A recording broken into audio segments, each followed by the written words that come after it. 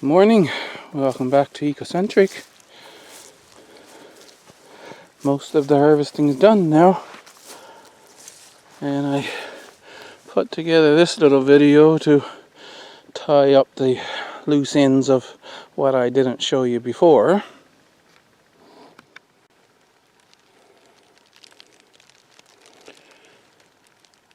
October the 7th, and the cucumber vines have all died back, so we'll have to get these cucumbers now. This is bush crop. Bigger to put them in.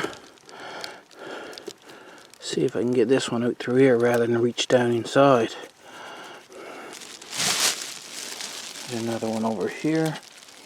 I'll have to get this one from inside. And over here are the national pickling. Out. Here's this one.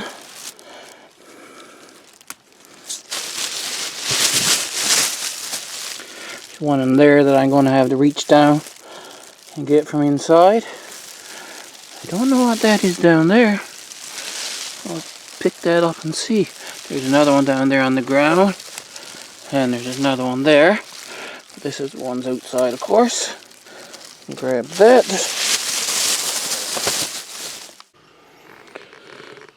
And there's this little tiny one here. He's kind of shriveled up. But I'll take him anyway and see what he's like.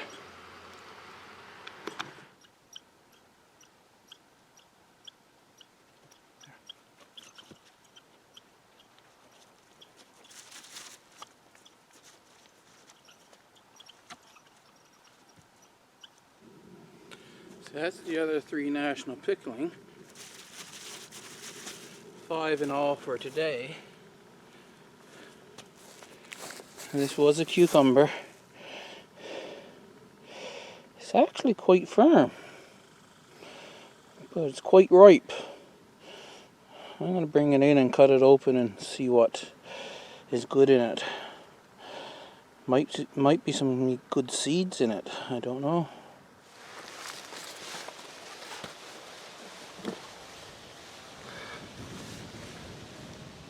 It's October the 20th. Rain coming in for the weekend. So that means this is probably going to be the last day till April or May that the meadow will be dry and I can mow it.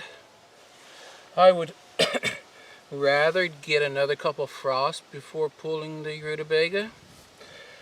But because of that reason, I want to get this bed clear so that I can cover it in meadow clippings.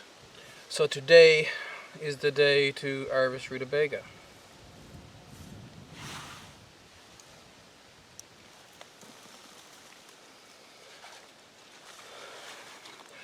I wouldn't say I got huge rutabaga, but I got a lot of nice ones.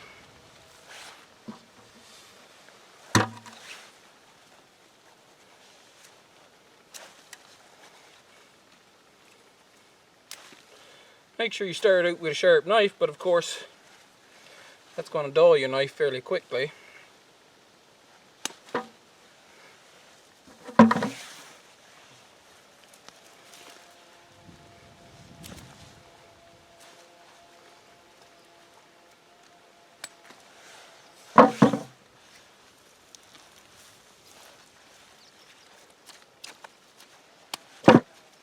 See that one?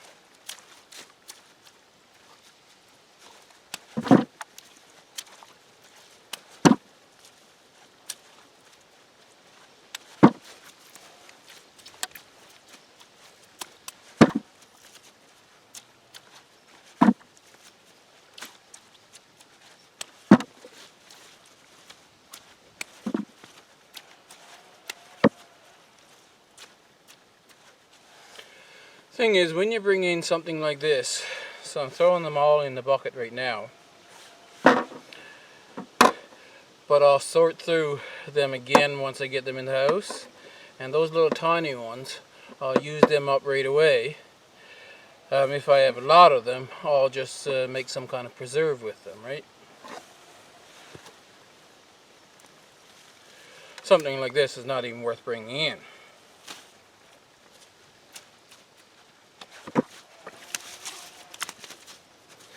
Sweet William is a perennial. I just broke down the tops there so that I can easily cover it.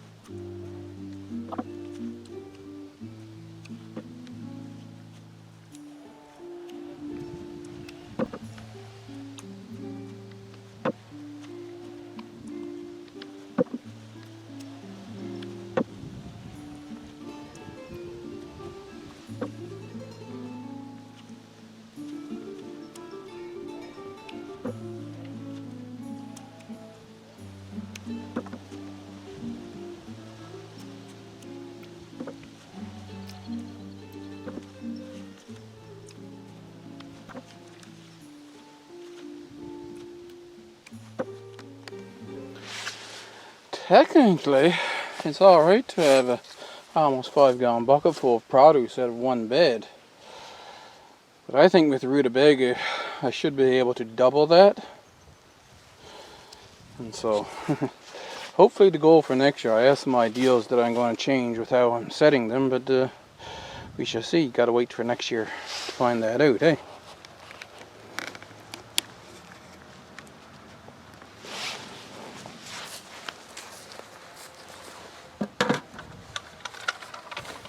As far as the weight goes now,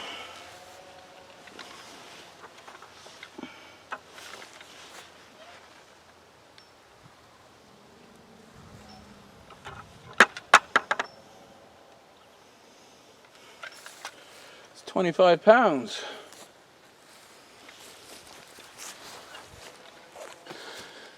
I forgot to harvest these Rutabaga when I harvested the other ones, so I'm not going to worry about it now. I will harvest them sometime before the ground freezes. Let's start taking beets on next sighting again. They get smaller as you go that way.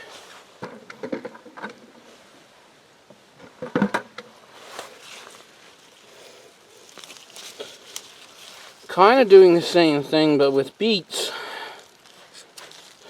you want to be more careful to not scratch off the peel on the outside, so you're just getting the roots.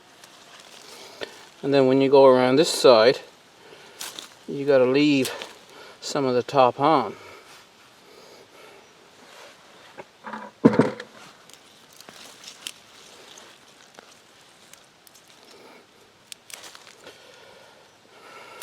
Fortunately, it doesn't have as big a fibrous root mass as the Rutabaga does.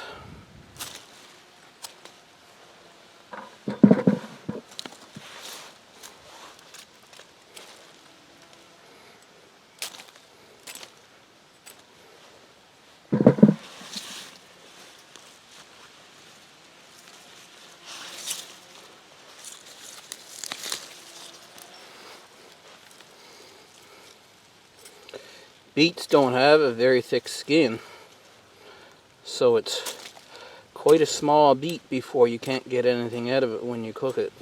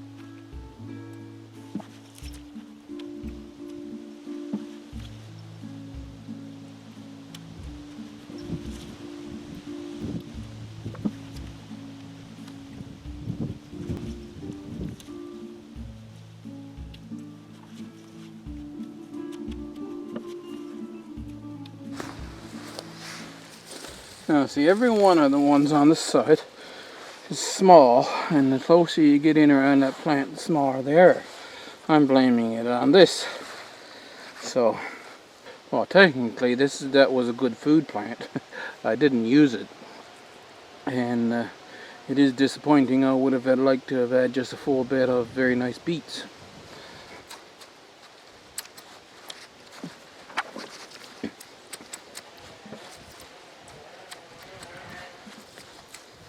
Speaking of very nice beets though, some people, when they go on making pickled beets, this is the size that they like, about a golf ball size.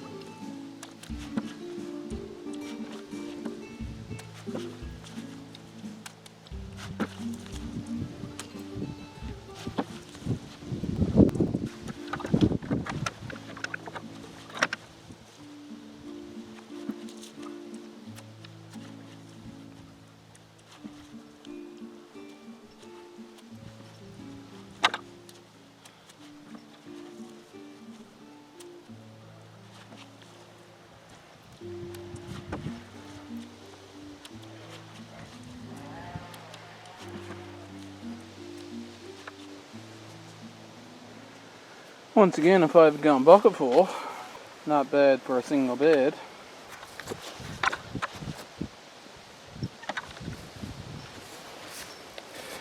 It says 30 pounds, so that's 28 pounds for the beets. That's actually as good as I've done. I've gotten 50 pounds out of 2 beds once. As far as I know is the most I've harvested. So that's pretty good. And I could have done better, like I say, if this near end of the bed had been free of that plant.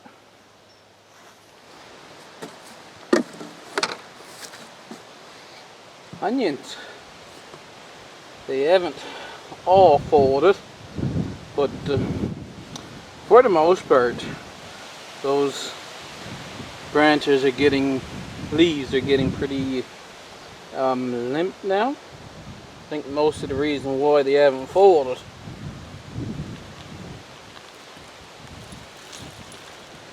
because the neck is so thick. Now, some people, they take them up and they let them dry like that, leaves and all on them.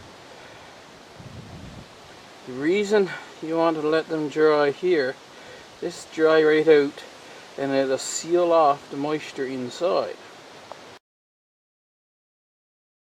They're easy enough to come off. But you see that slip there?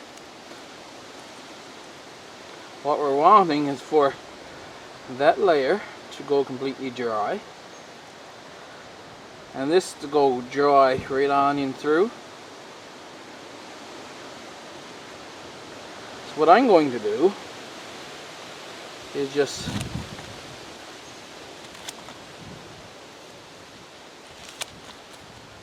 snip off the leaves like that, and I'll consider this a part of the onion. I don't know what will be edible inside that once this is all dry, but that's how I'm going to cure them, just like that. And that makes it easier for me to put them in the bucket here. See, this one was gone already. I had some with a spot on. I don't know what that is. I don't know if you know. But it's just that surface blemish there. Now I'll take these and I'll use these first, but I don't know if that's going to cause a rot to go into it or not.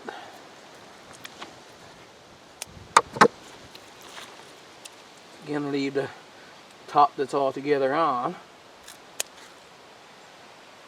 Chop off those 2 parts and cure it just like that.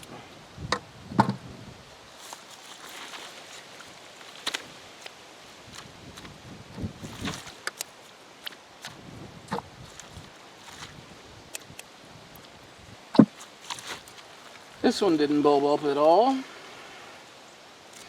basically got a leak there.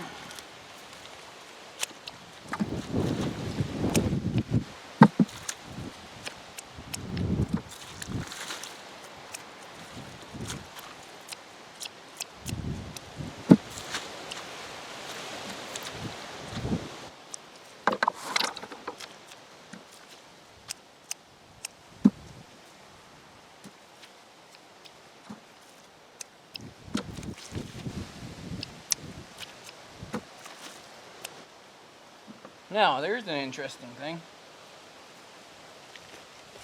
When you grow from seed, you really don't know what you're going to get, really. Check this out.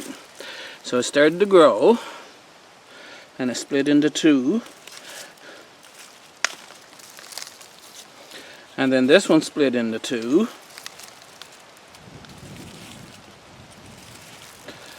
And then that one is splitting into two. But let's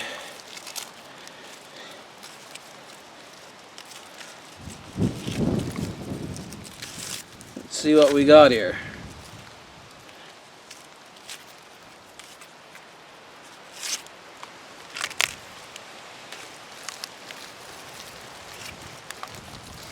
This one here is not quite split yet, so I can consider that one onion still.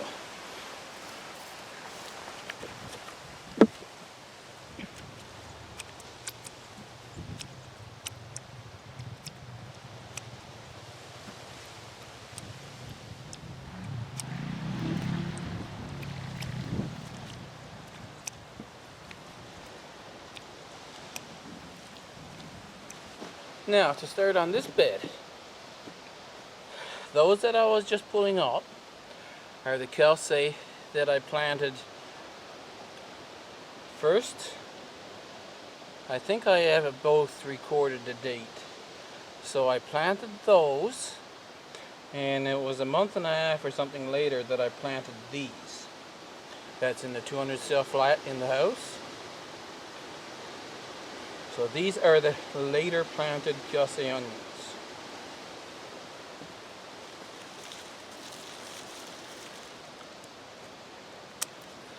And they look to be growing just as well as the ones that I planted at the earlier date.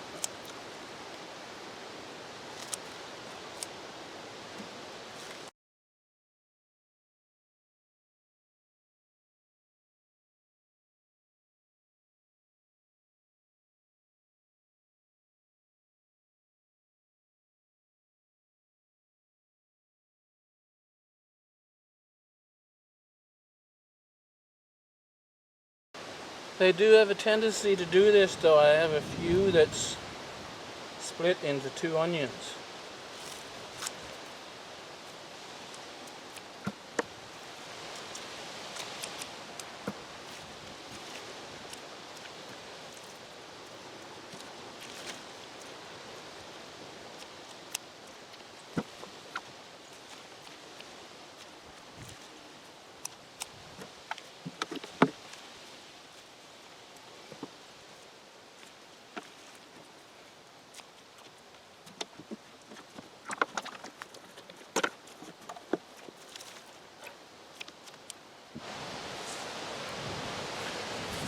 I managed to fit all of the Kelsey in this 7-gallon bucket. So we can weigh how much Kelsey onions is in weight.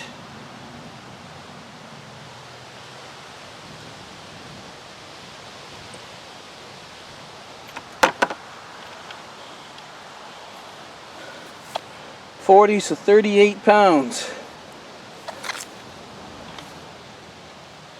of Kelsey onions. Now, I'll reweigh this after they're cured so that I can calculate the actual value, because they will lose some weight.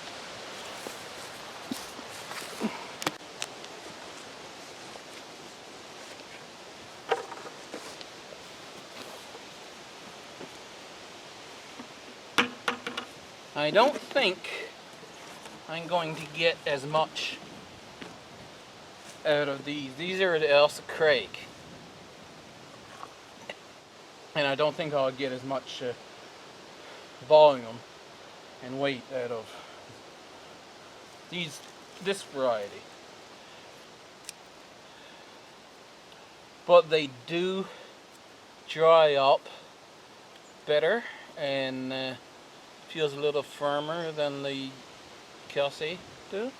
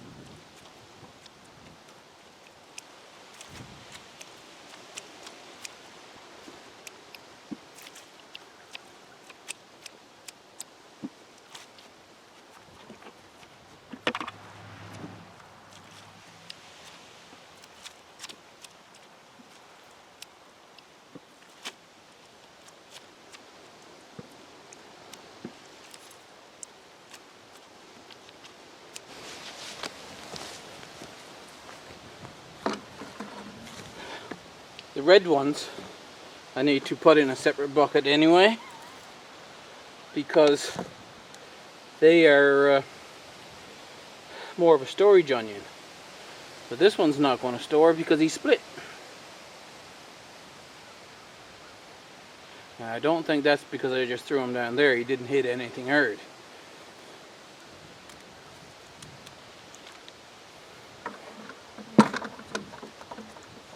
Now remember, I was going to leave this one and this one to grow up next year to get seed. So they'll stay in the ground there.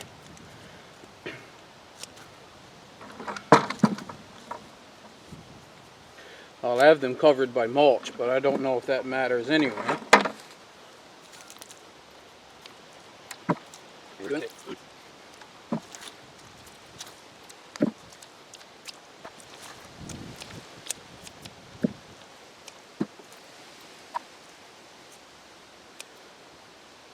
And I'm not going to bother to keep the red varieties separate.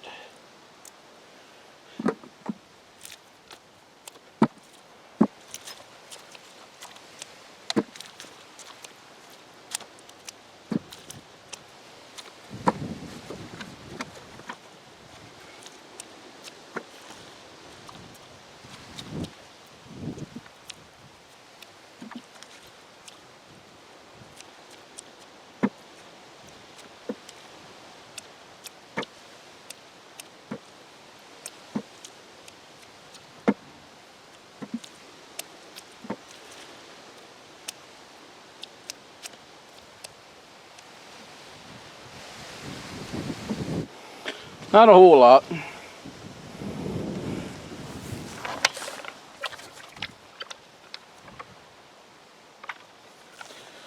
But another 10 pounds. So I'm happy with the onion harvest. What do we get? 38, 15, and 10. So 48, 58, 63 pounds. I don't know what's there with respect to carrots, but it won't be very much anyway. And with that, the vegetable garden season has come to an end. Gardening never comes to an end actually, even if the snow is flying. You're still preparing for the next season. So hopefully, oh, I'm gone too dark, ain't I? I better turn around and face the sun. Hopefully I'll keep putting out at least one video a week